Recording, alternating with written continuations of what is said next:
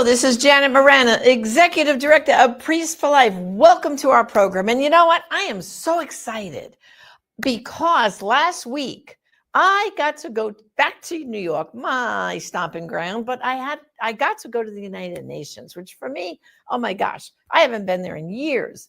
And it was because there's very important meetings happened last week, and they're actually continuing this week too. We're going to talk all about this, give you a little peek into what happens at the United Nations. So joining me today is our Priest for Life main person who handles the UN for us. He's been doing it for decades, is Bob Lalonde. Bob, welcome to the program.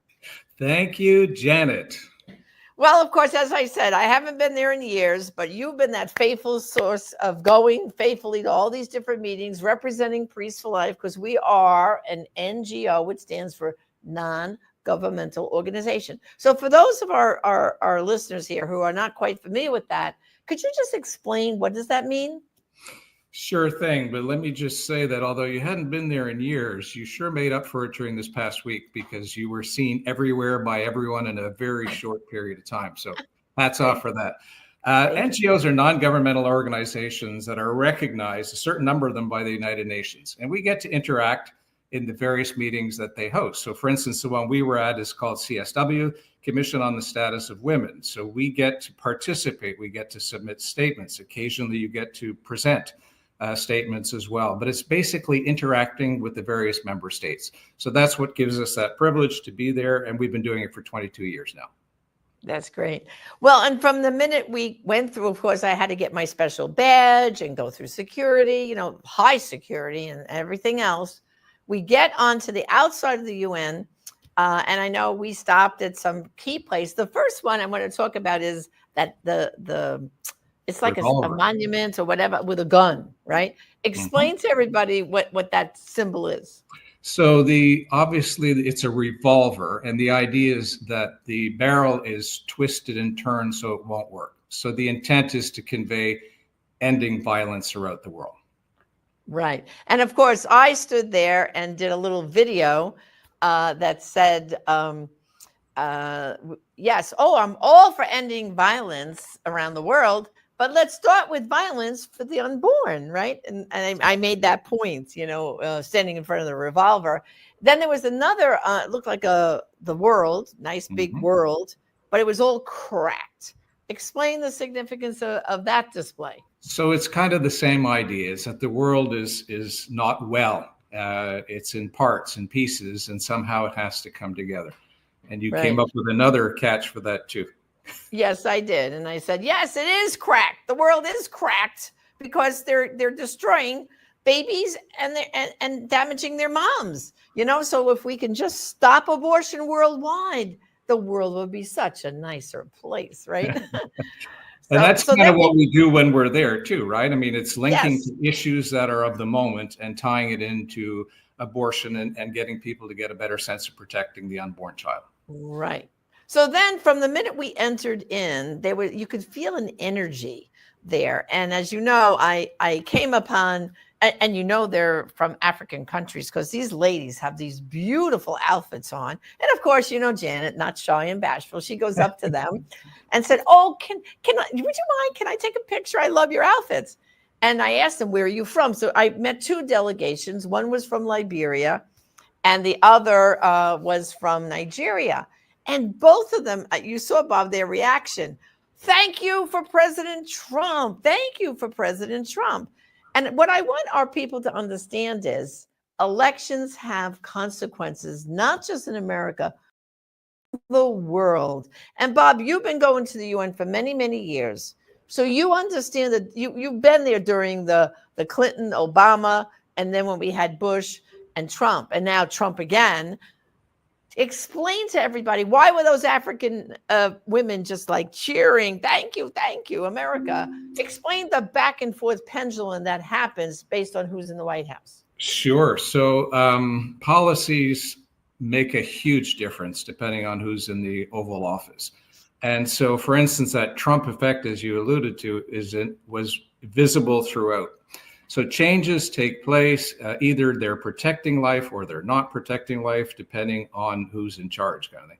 So a practical example is the Geneva Consensus Declaration, which was put in place under the first Trump administration. And as soon as Biden takes over, he withdraws us from the Geneva Consensus Declaration, which is basically a pro-life, pro-family, a declaration that 40 countries had signed. So that's the difference between one administration being in and one being out. And what we were seeing in particular at this conference is the political declaration that was agreed upon by countries did not have the word, reproductive health in it, or abortion, obviously. So that was a big difference. So the pushback from these Geneva Consensus countries and the United States had a huge impact around the world. Yeah, I'll tell you, I was thrilled about that, because, they use all those code words, like you just said, for abortion, reproductive health, and this and that. But the other impact I noticed when I was chatting with some of those African ladies in their beautiful outfits was that the U.S. aid to some of these impoverished countries, it becomes during the Biden administration with a catch to it. Like, so for example, if they need our technology and some money to approve just basic drinking water, as in some of these countries, we take for granted, the water, our clean water coming out of the tap, which when I was a kid, we drank, but now you got to drink it out of a bottle. But in these countries, they don't have a lot of them in certain areas, clean running water. And one of the great things America has done for some of these impoverished areas is to help provide our technology, our money to help them have clean water and other things like that. Basic human needs. But what the Biden administration did, that these ladies were telling me, they want to attach contraception and abortion to the basic human needs help. And of course, in those countries, they don't want that. The African nations, as you know, they're pro-life, most of them. And so they say, well, if we have to do that, we don't want that in our country. I'd like you to comment on that. And also, the same is true with the African bishops in the church, isn't it? That they also give that a great pushback, not like the American bishops that are silent on the issue. But could you explain to everyone about that, Bob? Because that's an important point. Totally spot on and a great observation. You might recall a few years back, I was in Nigeria for 2 weeks. And so we visited different communities throughout Nigeria, and including spending time with the bishops and in seminaries. So yes, that is a real problem. And that's why one of the things that DOGE, for instance, addressed under the Trump administration was USAID. In fact, it was the first victim, if you will, because of all the money that was being squandered on LGBT and gender ideology and all the things that these countries were not looking for. And yet that's what we insisted that they get if they wanted to get basic aid. So that is something that's already being impacted. We saw that at the United Nations. There are often 10,000 people, they're mostly women from these countries. And I noticed this year there's closer to 4,000 or even less perhaps. So we're funding people to come in to promote abortion in many cases from these countries. So they're looking for something very different. They're looking for basic aid, basic rights, basic care for women and their pregnancies, 1,000 days of life kind of thing. So care from infancy right through. So their requests and demands are very different from what we're pushing on them. Right. And so I know they're very excited about the DOGE and the USAID because now there's a good hope that the money is going to be redirected to them for the good things. One of the things people don't realize, and I know a lot of our statements have addressed this in the past, that we take childbirth in our country for granted, basically, as you know.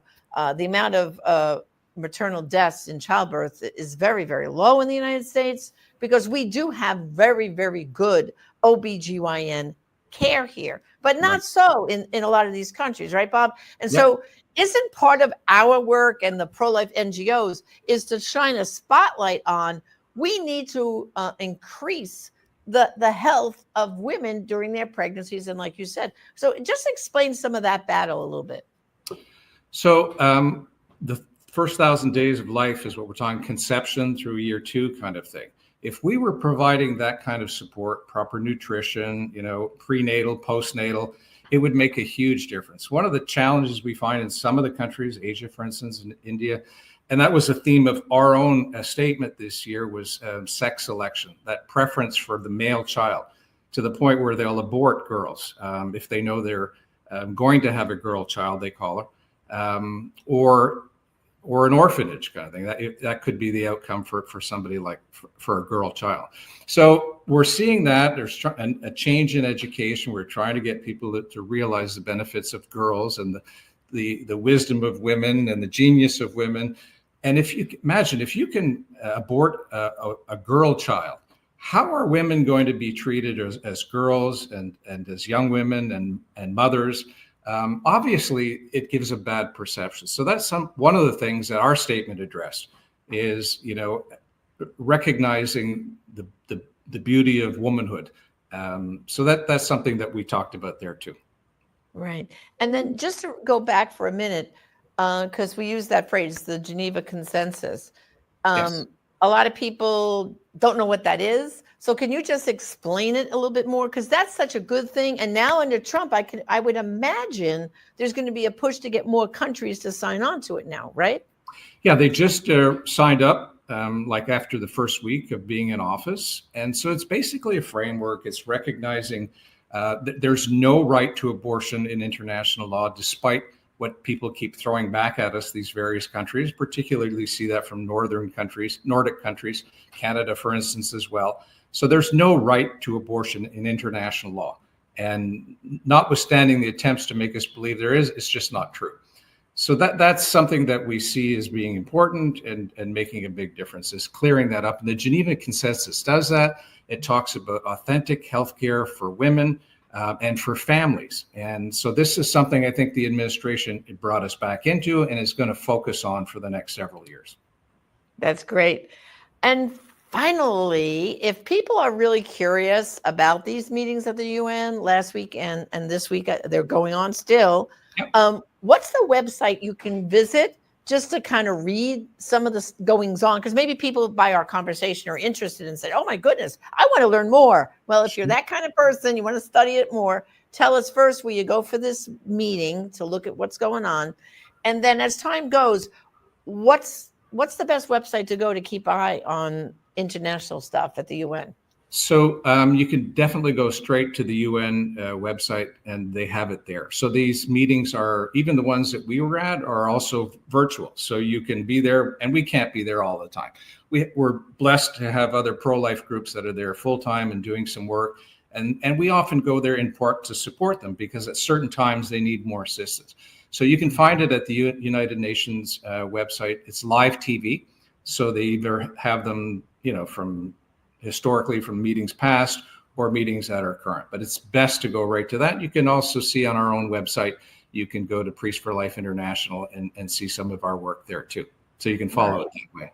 That's great. All right. And when you say United Nations website, it would be what? UnitedNations.org? Yes. Okay. Well, sometimes you got to spell things out, Bob. You bet. Or UN.org. You'll find it. It comes up pretty quickly. Okay, perfect. Well, I'll tell you, I had a great time in New York with you last week, and I look forward to any future happenings that we can do, because, I don't mind going there and meeting with the people and encouraging them. I think that was so important. So thank you for all you do, Bob, to keep the ship steering greatly in that world of the United Nations, which can be very daunting when you first walk in there, boy. You can be like, oh my goodness, where do I start? So you were great. And of course, I got to do a fun thing. Was I went to the UN post office inside the building, and I actually mailed postcards to my grandchildren from the United Nations. So that was kind of fun too. So again, thank you for all you do, Bob, to bring the Stop Abortion, Help Women message to the United Nations. And brothers and sisters, thank you too, because the final word is elections have consequences. And I expect for the next few years, Bob, I think we're going to make a lot of progress at the UN now, thanks to President Trump. So thanks for all you do. God bless. Thank you. Years ago, I got to know Father Frank on a pilgrimage to the Holy Land. He joined with a number of people with us. And I saw him as a very sincere, earnest young man. And I was delighted when he was my student in the seminary and he was ordained. And then I started to hear about his work with life. And I've been very pleased and amazed to stand on the side and see all that has been accomplished. There's no doubt in my mind this is a work of God, a work guided by the Holy Spirit. And now Priests for Life has a large organization, a number of people working here, quite a large number, and including a number of priests. And the priests throughout the country who have many responsibilities put among their interests and care Priests for Life. So I'm grateful, and I'm grateful to you for supporting this apostolate. In a way, you could say there is nothing more important than life. When there are dangerous situations, we call an ambulance. All the traffic stops. The ambulance comes to save a person's life, perhaps of a heart attack. Here we're talking about saving possibly millions of innocent, unborn children. Isn't it terribly important? Isn't it of a great, great significance? And so I would encourage you, please, in your generosity, help Priests for Life. And I particularly appeal my fellow members of the clergy to support life and Priests for Life.